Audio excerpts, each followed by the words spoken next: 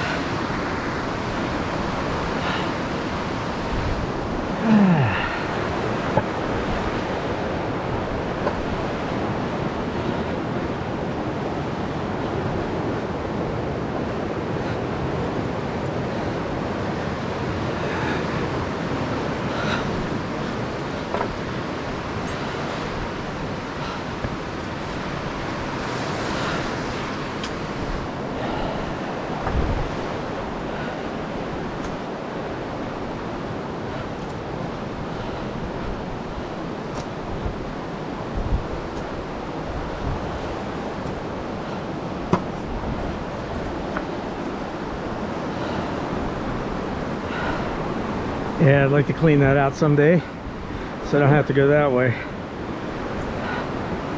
Ah, there's all the cute little shells around here, river shells of the river mollusks.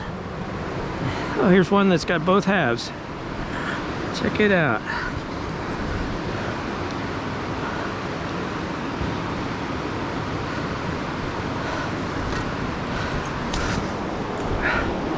I think the raccoons come down to dig out the bigger ones of these and have a snack. They're all over. Some of the recently split ones are right here too. Wonder if they dry up and split themselves or if that's raccoon action. Here's some bigger ones. Look at them, look at them. So here you go. Little piece of brown glass in this one. I can see it. Check it out. Shows you that the glass that comes down the river gets shredded by the river, ends up in tiny little mollusk shells. Hard to believe, but there it is.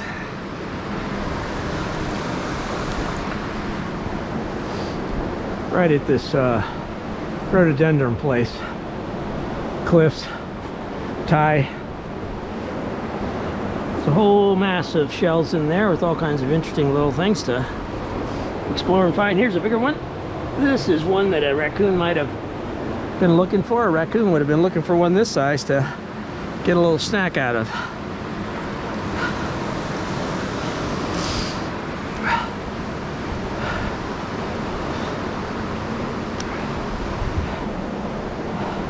I wonder how it goes in a raccoon's brain. He thinks, I'm gonna get out of the river and get me a few shells today.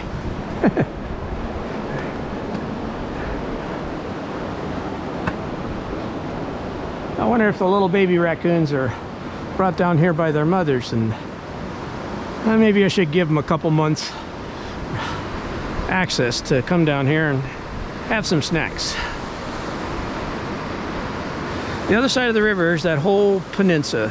That's the Fern Cliff Nature Area Peninsula, which has a whole different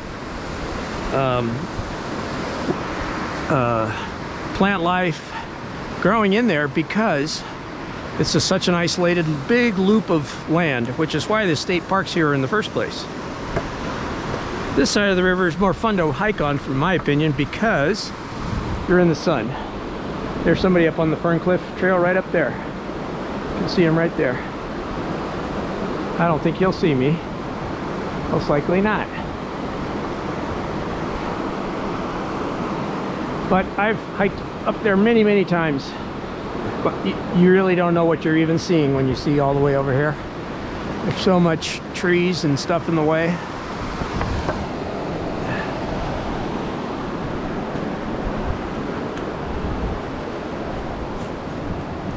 Check it out. What is this? Oh, human. That's probably part of that Bud Light can. All right, up and around. Been avoiding this. Okay, here we got some tracks left here by another person, another hiker, not me. Those are not my tracks. So it shows that somebody else has hiked this besides me. And this is the hiker way up through here. Unless those were rain pitter-patter marks. Oh, they might be rain pitter-patter marks. Not footprints. Oh well.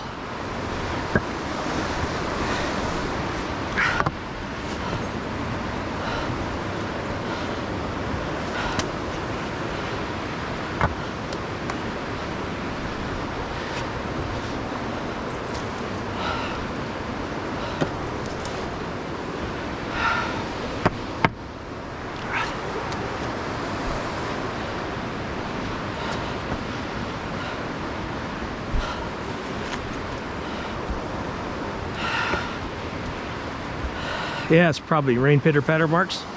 Otherwise, I'd be seeing my tracks from last week. Because I walked right through here on my last week's video.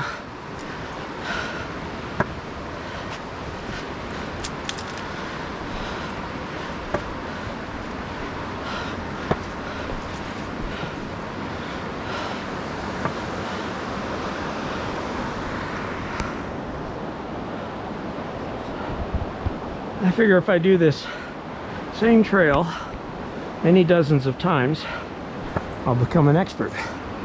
I said that we had to crawl through here, and you can just step through it. This whole area is just in need of clean out. Down towards the river, all those ones down there.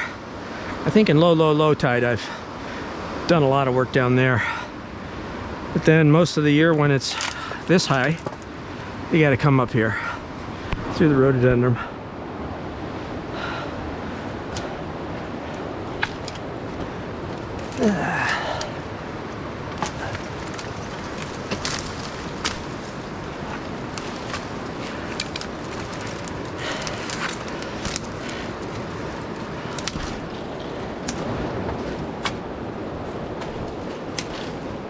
I suppose in what do you call it, 20-30 years this could all be taken out again and this whole area look different. 80 to 100 years this rhododendron plant's probably going to be gone. Look at it though, that baby is like 5 inches 6 inches thick there on its shaft.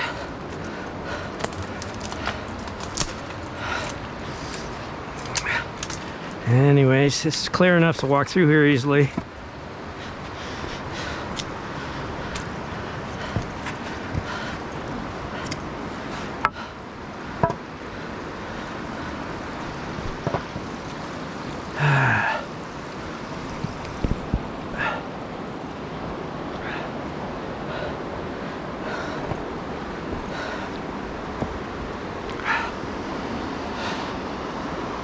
Yeah, we've